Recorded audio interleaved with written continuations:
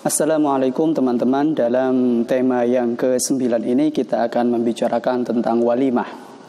Apa itu walimah? Walimah berasal dari kata al-walmu yang artinya perhimpunan atau perjamuan, yang mana fokus dari walimah itu adalah pada hidangan atau jamuan yang dihidangkan kepada para tamu undangan, yang mana diniatkan untuk ibadah sebagai pengungkapan rasa syukur atas suatu acara, misalkan pernikahan atau khitanan atau perjalanan atau safar. Nah, ini yang disebut sebagai walimah. Adapun dalam walimatun nikah sendiri ada beberapa hal yang perlu kita ketahui. Yang pertama, hukumnya. Jumhur ulama atau mayoritas para ulama berpendapat bahwa hukum walimah nikah adalah sunnah atau mustahab. Namun ada pula ulama yang menyatakan bahwa hukum dari walimah nikah adalah wajib. Jadi harus mengadakan walimah nikah karena hukumnya wajib.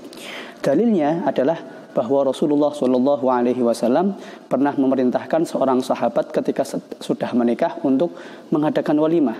Aulim walau bisyatin. Gelarlah walimah walaupun hanya dengan seekor kambing. Nah, para ulama menyimpulkan, ada yang menyimpulkan bahwa itu artinya walimah adalah wajib, tapi ada yang mengatakan bahwa walimah sekedar sunnah saja, tidak sampai ke taraf wajib. Nah, itu hukum walimah. Yang kedua, tentang fungsi dari pengadaan walimah itu sendiri. Yang pertama, fungsi walimah adalah untuk i'lan atau pengumuman kepada masyarakat tentang terjadinya suatu pernikahan, sehingga tidak terjadi hal-hal yang dikhawatirkan di tengah masyarakat secara sosial, tidak terjadinya gosip, bisik-bisik atau fitnah yang lain.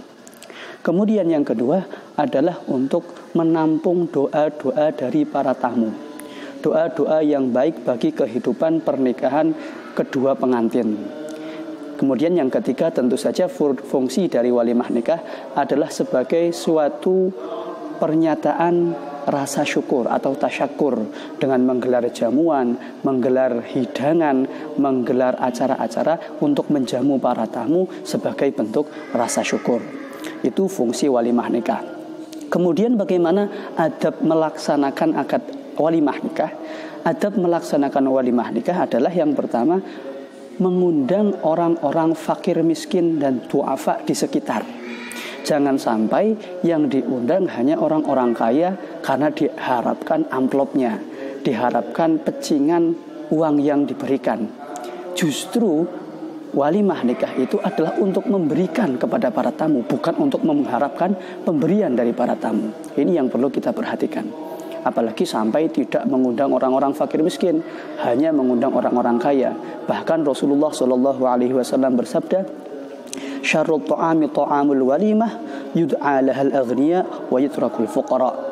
Seburuk-buruknya makanan adalah makanan walimah yang mana di situ tidak diundang orang-orang fakir miskin dan hanya diundang orang-orang kaya. Nah, ini jangan sampai makanan walimah kita jadi seburuk-buruknya makanan. Kemudian tidak boleh juga berlebihan dalam penyelenggaraan walimah karena untuk menunjukkan kekayaan, kemewahan, dan gengsi sosial. Demikian sedikit penjelasan tentang walimah nikah. Mudah-mudahan bermanfaat. Wallahu a'lam bishawab. Wassalamualaikum warahmatullahi wabarakatuh.